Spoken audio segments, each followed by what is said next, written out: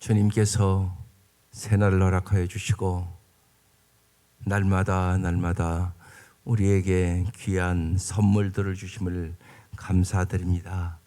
이 아침도 주께서 우리의 눈을 열어 주의 말씀의 기이한 법을 깨닫게 하여 주시고 날마다 말씀의 실상을 깨달아 길이요 진리요 생명이신 주님을 온전히 따라갈 수 있도록 인도하여 주옵소서. 이 아침도 주께서 성령의 충만함으로 우리에게 채워 주옵소서.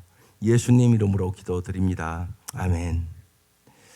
오늘 말씀 전도서 7장입니다. 1절에서 14절까지 한 절씩 보겠습니다. 전도서 7장 1절에서 14절까지 말씀입니다.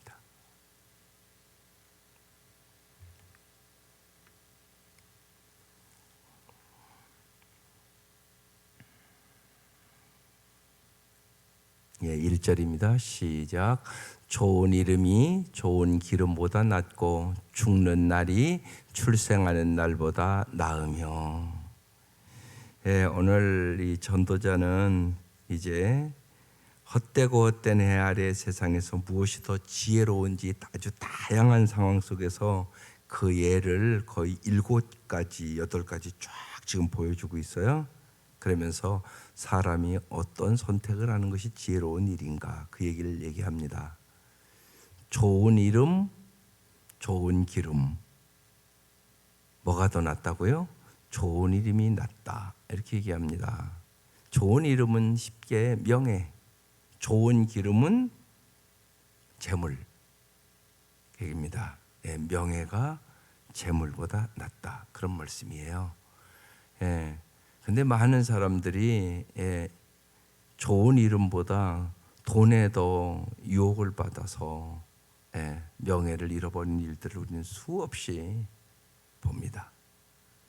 뇌물 받고 감옥 가는 사람도 참 많고 또 여러 가지로 물질의 문제 때문에 시험 드는 가정들도 들어가 보면 엄청나게 많은 것을 볼 수가 있습니다. 그래서 잘 여러분 지혜를 가지고 선택하는 것이 중요하다. 그 다음에 죽는 날과 출생하는 날. 뭐가 낫다고요? 죽는 날이 출생하는 날보다 낫다고 지금 그렇게 얘기합니다. 그 다음도 보겠습니다. 2절.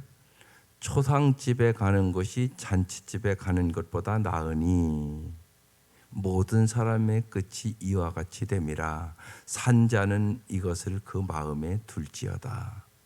초상집에 가는 것이 잔치집에 가는 것보다 낫다고 얘기합니다. 왜 그렇습니까? 초상집은 이제 같이 위로하러 가는 거죠. 잔치집은 그냥 이제 먹고 마시고 즐기려고 가는 집이에요. 그런데 초상집에 가는 것이 낫다는 것입니다. 무슨 의미입니까? 자기 자신의 삶을 성찰하라는 얘기입니다. 너도 죽을 날이 다가오는데 분명한 것은 우리 다 죽을 날이 다가오는 겁니다. 하루하루 어떻게 보면 죽음을 향해 가는 거죠. 너의 삶을 한번 돌아보라. 너도 이 날이 지금 오고 있다. 그러니까 죽음 앞에 너의 인생이 어떤가를 성찰해봐라. 그 얘기죠. 그래서 초상집 가는 것이 잔치집에 가는 것보다 더 낫다. 모든 사람의 끝이 이와 같다. 산자는 이것을 네 마음에 둘지어다. 지금 강조해서 얘기를 합니다. 네가 오늘 죽으면 쉬운 얘기로 하나님 앞에 어떨까? 그 얘기하는 것입니다. 보면. 그래서 자꾸 얘기를 하는 겁니다. 당신은 무엇을 위하여 사는가? 영원한 것을 위하여 살아라는 것입니다. 정말 예수 그리스도를 위해서 사는가? 예수가 영원하다. 하나님의 말씀이 영원하다. 난 진짜 말씀대로 살기를 원하는가? 하나님의 뜻대로 행하는 자가 영원하다. 난 하나님의 뜻대로 살기를 원하는가? 그 점검하라는 얘기죠. 쉬운 얘기로. 하나님 앞에 너는 정말로 어떤 존재냐? 그것을 살펴봐라. 그 얘기하는 거죠. 3절. 슬픔이 웃음보다 나음은 얼굴에 근심하는 것이 마음에 유익하기 때문이다. 슬픔이 웃음보다 낫다고 얘기합니다. 얼굴에 근심하는 것이 마음에 유익하기 때문이다. 이렇게 얘기합니다. 다 똑같은 얘기입니다. 너의 인생을 한번 잘 살펴봐라. 인생에는 슬픔과 아픔이 있다. 무슨 얘기겠어요? 그것을 통하여 너의 인생을 잘 돌아보라고. 신방을 해가면서 이렇게 들어보면 요새는 진짜 젊은 아이들도 별일이 다 있습니다. 그래서 정말 어렸을 때부터 잘 그러니까 말씀을 붙잡고 지혜롭게 살아간다는 게 얼마나 큰 축복인가 몰라요. 거룩하게 살아간다는 것이 얼마나 축복인가 몰라요. 정말 결혼 전에 성적인 범죄를 저지르는 아이들이 너무나 많고요. 그리고 한 번의 잘못이 평생을 비참하게도 만들어. 그런 일들이 벌어져요. 대학 다니다가 어떻게 만나갖고 하룻밤 잤는데 임신했단 말이에요. 얼마나 어렵겠어요, 그 아가씨가. 그런 일들이 부지기수예요, 요새. 그래서 거룩하게 산다는 게 얼마나 중요한가 몰라요. 거룩하게 사는 것을 가르쳐야 돼요, 여러분 자녀들에게. 거룩하게 살아야 축복을 받아. 그 아이의 인생이 그런 일이 딱 발생하면 하루아침에 싹 뒤집어 버려요. 이건 결혼을 해야 되냐 말아야 되냐 그런 고민이 생기고요. 또 그 어린 나이에 이 아이를 낙태시켜야 되냐 어떠냐 이런 고민도 생기고요. 그러다가 정신병이 걸리기도 하고요. 그런 일들이 부지기로 발생해요, 요새요. 얘기를 안 해서 그렇지. 그러니까 일찍 잘 올바른 거룩을 인생의 목표로 삼으라고 얘기해 주는 게 얼마나 중요한 일인 건 몰라요. 앞으로 더 심각해지는 거예요, 우리가 사는 이 사회가요. 그래서 정말 너무나 슬픔이 많은 인생이에요. 그러니까 그런 일들을 통하여 인생을 성찰하는 얘기예요. 인생에 수고와 슬픔이 많단 말이에요. 그 수고와 슬픔은 왜 온 거냔 말이에요. 왜 온 거예요? 창세기부터 나오는 거예요. 죄악 때문에 오는 거잖아요. 오직 죄의 문제는 예수만 해결해 주는 거잖아요.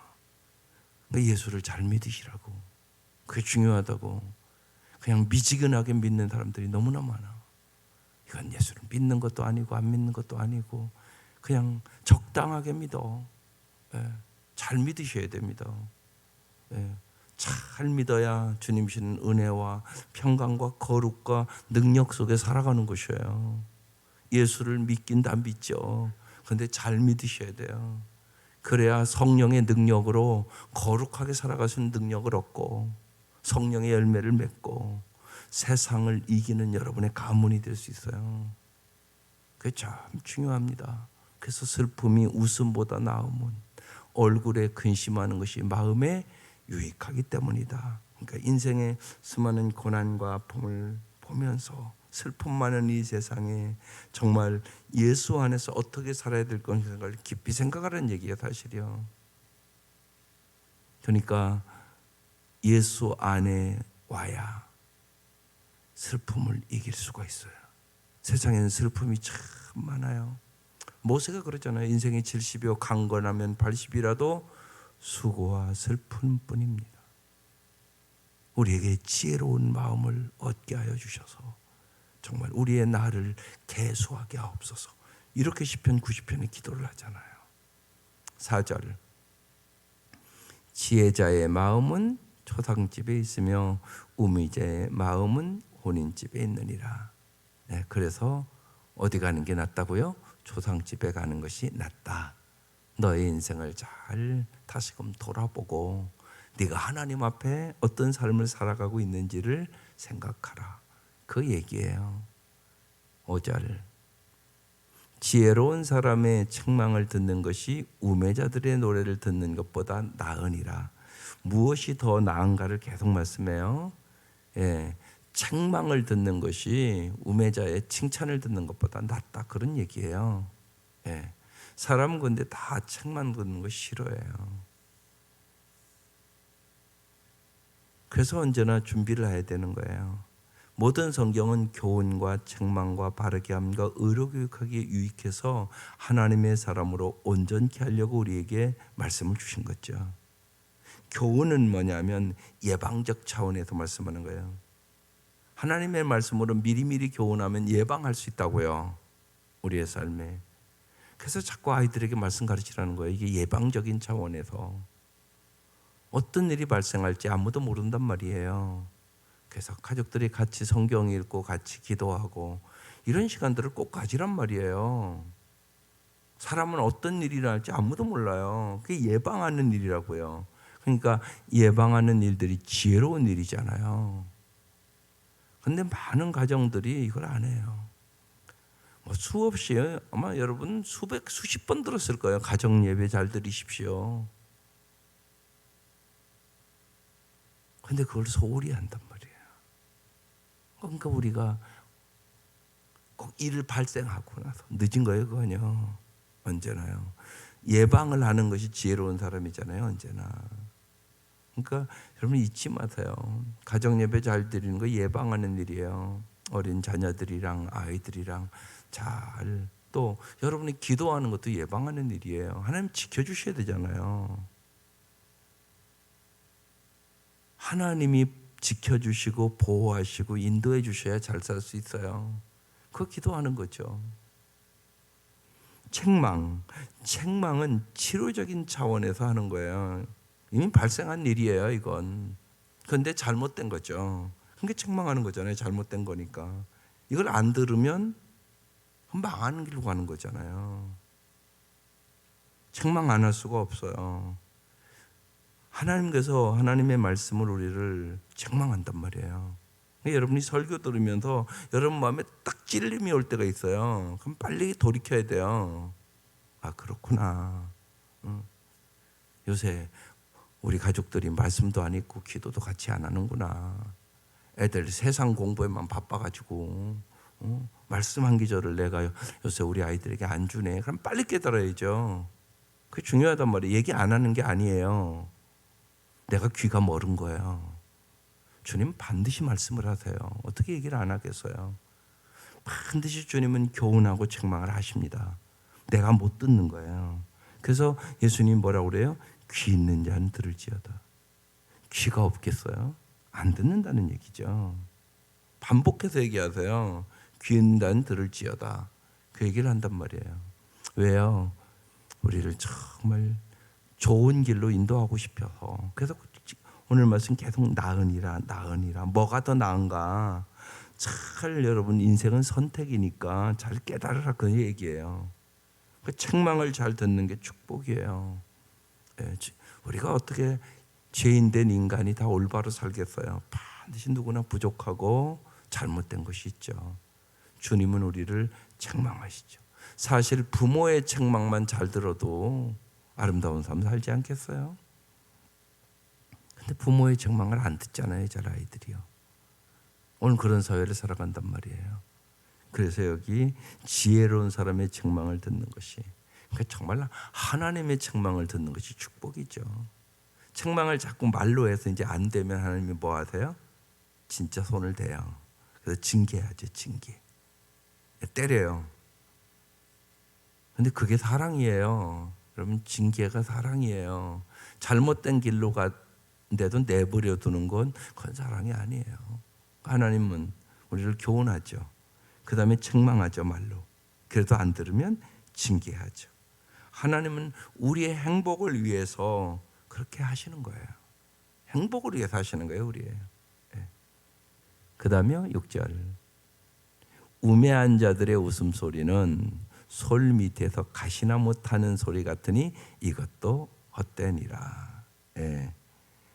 솔 밑에서 가시나무 타는 소리. 여기 옛날에 농촌에 사신 분들은, 젊은 애들은 모르는 얘기고요. 이게 뭐냐? 솔 밑에서 가시나무 타는 소리라는 게 실속이 없다는 얘기예요. 곧 재가 된다는 얘기예요.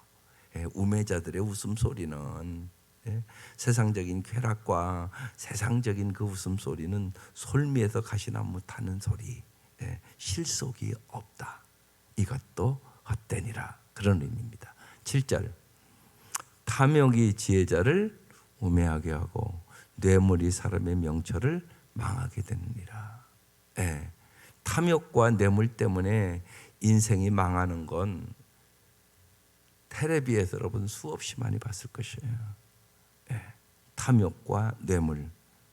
그러니까 아까 그 말씀과 연결되는 거죠. 좋은 이름이 좋은 기름보다 낫다. 예. 명예가 더 중요한 일이에요. 많은 사람들이 탐욕과 뇌물 때문에 그의 명예가 하루아침에 날아가 버려요. 그런 일들을 수없이 본단 말이에요. 그런데 우리에게 이게 있단 말이에요. 그러니까 언제나 주의해야 되는 일들이 있죠. 8절. 일의 끝이 시작보다 낫고 참는 마음이 교만한 마음보다 나으니 그랬어요. 참는 마음이 교만한 마음보다 낫다. 시작보다 끝이 낫다. 끝이 좋아야 인생을 아름답게 돌아가는 것이에요. 그게 중요한 것이에요. 내 인생의 끝을. 왜? 하나님 앞에 갈 날이 가까우잖아요. 그러니까 나의 인생을 잘 마무리 짓는 거, 이게 훨씬 중요하다고 얘기하고 있는 것이에요. 참는 마음이 교만한 마음보다 훨씬 낫다. 잘 생각해 보세요. 참 모든 아름다운 것은요, 인내의 열매예요. 참는 것이 특별히 수고와 슬픔 많은 이 세상에서 오늘 이렇게 잘 보면 인생의 수고와 슬픔에 대한 얘기를 하고 있는 거예요. 다 그런 시절도 있죠. 그러니까 겨울을 잘 넘겨야 봄이 와요. 근데 봄은 반드시 와요. 겨울의 시간은 어떤 시간이에요? 인내의 시간이에요. 인생의 겨울이 다 있단 말입니다. 잘 참는 시간이에요. 그래서 참는 마음이 교만한 마음보다 낫다고 얘기하고 있는 것이에요. 9절. 급한 마음으로 노를 바라지 말라. 노는 우매한 자들의 품에 머무름이니라. 그러니까 참는 마음을 가져야 된다고, 급한 마음을 갖지 말라고 지금 얘기하고 있는 것이에요. 여러 가지를 지금 쭉 서로 비교해서 말씀을 하고 있어요. 결론적으로 이 말씀을 한마디로 얘기하면 수고와 고난이 낫다고 얘기를 하는 거예요. 왜 이 얘기를 하는 거죠? 이 땅의 삶은 수고와 고난이 반드시 있단 말입니다. 이 수고와 고난을 당할 때 내가 어떤 선택을 하느냐에 인생이 달라져요. 로마서 8장 18절에 현재의 고난은 장차 우리에게 나타날 영광과 비교할 수 없도다, 이 말씀이 있어요. 이 땅의 삶에 우리가 하나님의 말씀대로 선택하며 살아가는 거 고난이 있단 말입니다. 그래서 주님은 얘기하신 거죠. 나를 따라오려거든 자기를 부인하고 자기 십자가를 지고 나를 따를 것이니라. 이 땅의 죄악이 팽배하고 아주 구조가 악하고 사람들이 점점 악해가고, 현실적으로 말세의 징조가 이미 다 나타나 있는데 이 땅에서 어찌 수고와 슬픔이 없겠어요? 수고와 슬픔이 반드시 있다는 말입니다. 그래서 우리 인생을 돌아보면서 어떤 선택이 더 지혜로운 선택인가를 잘 깨달아서 장차 나타날 영광을 생각하고 살아가라고 얘기하는 거예요. 그게 하나님의 말씀이에요. 10절. 옛날이 오늘보다 나은 것이 어뜸이냐 말하지 마라. 이렇게 묻는 것은 지혜가 아니리라. 많은 경우 여러분 그러니까 옛날의 아픔 때문에 지금도 어려운 사람들이 많고요. 또 그래서 옛날이 오늘보다 나은 것이 어찌미나 말하지 말고 오늘 어떻게 살아야 될 것인가를 잘 생각하라고 얘기하는 거예요. 어제 말씀도 마찬가지고. 과거에 얽매여 살아간 사람들이 너무너무 많아요. 여러분, 그러니까 과거는 중요하지 않아요. 이미 지나간 날이에요. 그러니까 과거의 아픔과 고통이 있으면 그것을 통하여 자기를 성찰하고 저 일이 왜 일어났을까 생각하고 오늘 다시금 정말로 우리의 힘과 능력과 방패가 되시는 주님과 함께 새로운 삶을 살아가는 거예요. 이게 참 중요해요. 그래서 제가 이제 젊은 사람들 이렇게 신방하면 참 젊은 애들이 잘못된 선택 때문에 고통당하고 우는 애들이 너무 많아요.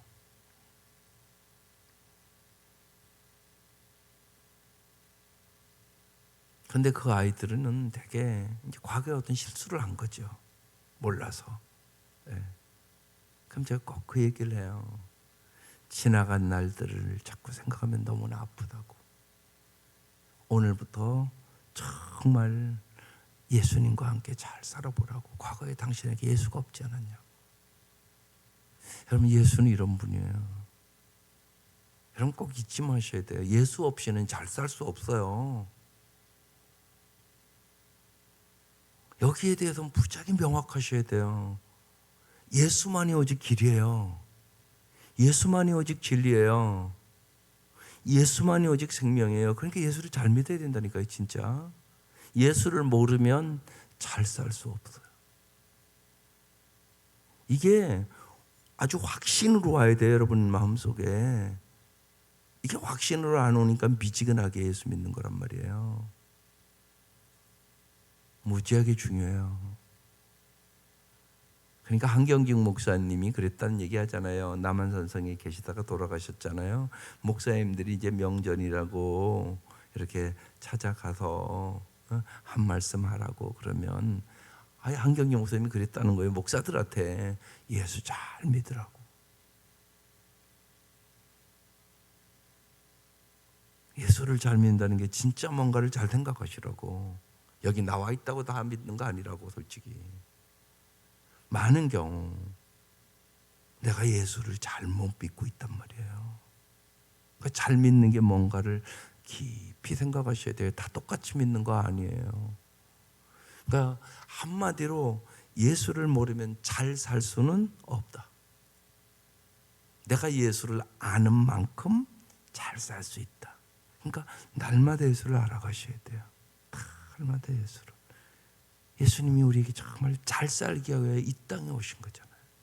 예수님이 우리 잘 살기 위하여 십자가에 죽으신 거잖아요. 예수님이 우리가 영원히 잘 살기 위하여 부활하신 거잖아요. 다 예수님의 삶과 직결되는 문제란 말이에요. 우리의 삶이. 예수를 깊이 생각하세요. 온전한 믿음의 주여 온전케 하시는 예수를 똑바로 바라보고 따라가세요. 그래야 우리가 잘 살 수 있습니다. 11절 지혜는 유산같이 아름답고 햇빛을 보는 자에게 유익이 되도다. 예수님이 지혜예요. 예수님이 지혜의 보고돼요.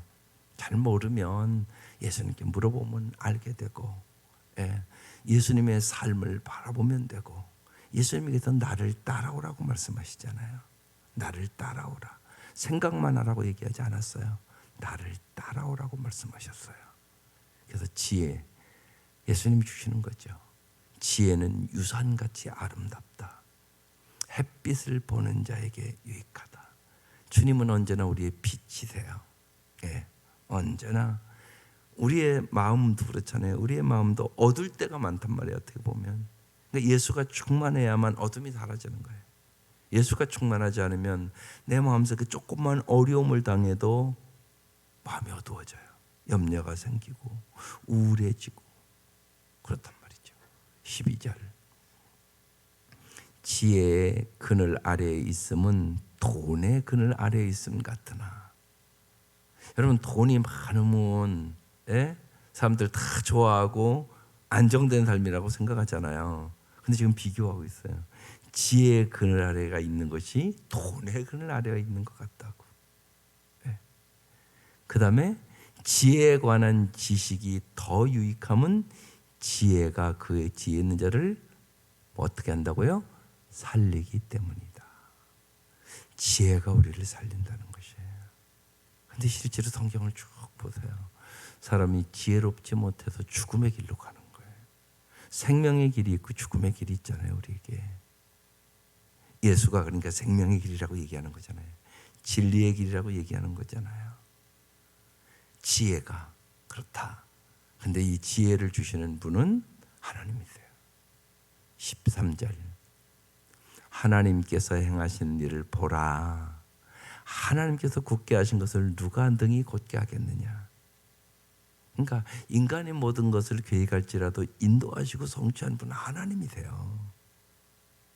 내가 계획한다고 되는 게 아니에요. 14절 형통한 날에는 여러분이 잘 아는 말씀이에요. 어떻게 하라고요? 기뻐하고 권고한 날에는 되돌아봐라. 인생을 성찰해봐라. 이 두 가지를 하나님이 병행하게 하사 사람이 그의 장래를 능히 헤아려 알지 못하게 하셨느니라. 하나님이 주권자다 그 얘기예요. 예, 이 말씀 제일 잘하는 말씀이에요. 형통한 날에는 기뻐하고 권고한 날에는 되돌아보아라. 예, 형통한 날에 기뻐하는 것도 참 중요한 일이에요. 예, 그러니까 여러분 특별히 당연한 것을 기뻐할 줄 아세요. 이게 은혜예요. 숨 쉬는 거 기뻐해야 되는 일이라니까요. 생명이 있는 거 기뻐해야 되는 일이라는 거예요. 그러니까 사소한 것들을 여러분 기뻐하고 감사하고 축하할 줄 알아야 돼요. 이걸 잃어버리니까 감사가 잃어버리게 되는 거예요. 당연한 게 아니에요. 모든 것이 하나님의 은혜고 하나님의 선물이고 하나님의 사랑이고 하나님의 능력이에요. 그걸 볼 줄 아는 거 당연한 것이 아니라고요. 하나님의 은혜는 날마다 우리에게 내려오는 거예요. 충만하게 내려오는 거예요. 여러분 세월을 아끼라 에베소 5장의 말씀 그 무슨 뜻이에요? 우리는 이렇게 들었어요. 인생에 기회가 여러 번 있으니까 기회를 잡아라. 그런 의미가 아니에요. 세월을 아끼라 그 원어의 의미는 주신 기회를 잘 활용하라 그런 뜻이에요. 하나님은 날마다 충만한 기회를 우리에게 주신다는 거예요.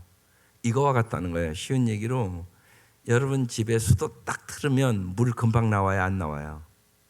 금방 나와요. 지금 거의. 그 얘기는 뭐냐? 상수소부터 여러분의 집까지 물이 연결되어 있다는 얘기예요. 그래서 물 딱 틀으면 딱 나와요. 물이. 하나님의 은혜가 언제나 그렇게 충만하게 있다는 것이에요. 그래서 여러분이 물을 사용하려면 딱 틀기만 하면 물 나오잖아요. 이게 세월을 아끼라는 의미예요. 너희들에게 언제나 기회가 있다는 거예요. 그 기회를 잘 활용해라. 이게 세월을 아끼라는 뜻이에요. 주님이요 모든 걸 형통한 날에도 기회를 주시고 곤고한 날에도 기회를 주세요. 그러니까 그런 얘기 하잖아요. 고난이 유익이 됐다고. 그러니까 기회를 잘 사용하는 사람은 고난도 유익이 돼요. 만약에 요셉이 보디발 집에 찾아가서 날마다 불평하고 원망하고 살았다 그러면 요셉이 국무총리 됐을까요? 못 됐을 거예요. 저는 그렇게 살지 않았어요. 그곳에서도 하나님과 함께 동행했단 말이에요. 그러니까 그게 기회가 된 거예요. 그래서 그게 말이 되는 얘기예요. 정말 그 시대엔 노예가 국무총리가 된다? 이건 상상할 수 없는 얘기예요. 그런데 그 고난이 기회가 되잖아요. 이게 세월을 아낀다는 의미예요. 그러니까 형통할 때도 기뻐하면서 잘 주님 앞에 감사와 찬송하며 영광을 들며 살아야 되고요. 곤고한 날에도 잘 되돌아보면서 고난이 위기 되도록 축복이 되도록 현재의 고난이 장차 영광이 되도록 그렇게 살아가야 되는 거죠. 그것이 아름다운 삶이에요. 그래서 하나님은 우리를 잘 되게 하려고 형통한 날과 곤고한 날 두 가지를 병행시켜서요. 생각해 보세요. 항상 좋은 날만 햇빛만 비치면 사막 되잖아요. 비도 와야죠. 우리가 살아가면서도요. 비 오는 날도 있어야 된다고요. 그러니까 형통한 날, 곤고한 날 두 가지를 하나님이 병행하게 하사 사람이 그의 장래를 능히 헤아려 알지 못하게 하셨느니라. 그러면서 뭐 인정하라고요? 하나님이 주권자이십니다. 하나님이 형통한 날에게도 곤고한 날을 통해서도 우리를 믿으시고 우리를 아름다운 인생으로 만들어 주실 것을 믿습니다. 하나님을 사랑하는 자, 그 뜻대로 부르심을 입은 자들에게는 모든 것이 합력하여 선일 것을 믿습니다. 이게 믿음이에요. 이게 하나님의 주권을 인정하는 사람들의 삶이에요. 그래서 곤고한 날에는 특별히 깊이 생각해서 무슨 기회로 삼아야 돼요? 성숙의 기회로 삼아야 되는 거죠. 또한 그 고난을 통하여 하나님은 우리에게 고난과 아픔 속에 있는 사람들을 공감하는 사람들로 우리를 만들어주는 거예요. 사람은 자기가 고난을 안 당해보면 남도 다 그런 줄 알아요. 그렇지 않단 말이에요.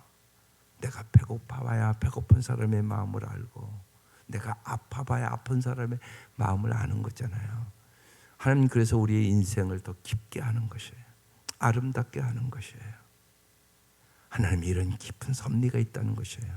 그래서 형통한 날에는 기뻐하고 곤고한 날에는 너의 인생을 잘 돌아봐서 하나님이 주권자임을 믿고 정말 모든 것에 합력하여 선을 이루시는 참으로 그 사랑의 높이와 깊이와 넓이와 길이를 깨달아 알아라, 그런 말씀이에요.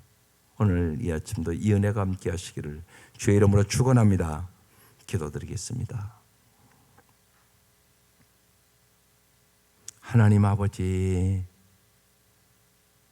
날마다 주시는 주의 말씀이 송이꿀보다 달고 정금보다 귀해지게 하여 주셔서 언제나 주님의 말씀을 부여잡고 승리하는 인생을 살게 하여 주옵소서. 오늘의 형통함과 인생의 곤고함 속에서 인생의 한계를 아는 지혜를 주시고 날마다 하나님의 지혜를 간구하며 살아가는 저희들 되게 하여 주셔서 짧은 인생 살아가는 동안 저희들이 참으로 하나님이 주시는 지혜로 이 땅에서 살아갈 수 있도록 인도하여 주옵소서. 귀한 예물들 드립니다. 간절한 기도의 제목을 응답하여 주시고 주님께서 진실로 구하는 것이나 생각하는 것에 넘치도록 응답하여 주셔서 주님께 영광을 돌리게 하여 주옵소서. 예수님의 이름으로 기도드립니다. 아멘.